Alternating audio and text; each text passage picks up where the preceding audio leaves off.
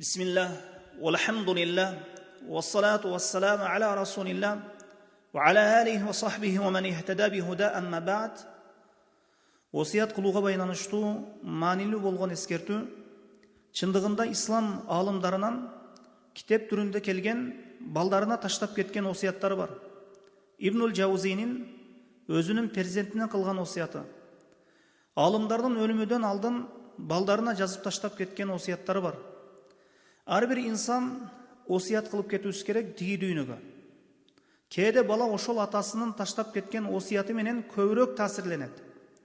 Бир мечиттин имамынан уккандан көрө атасынын насаат осиятынан жакшы таасир алат.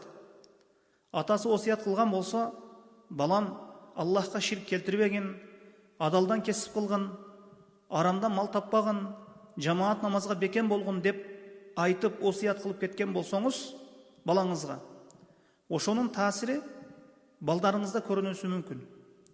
Дагы осиятта айтыла турган маселелердин бири, мына ушул орунда балдарыңыз артыңыздан шарият тыюу салган бир ишти кылып коюуларынан корксоңуз, көп адамдар өлгөндө артынан бидаат иштер болуп кетет, динде жок бидаат иштер болуп кетет.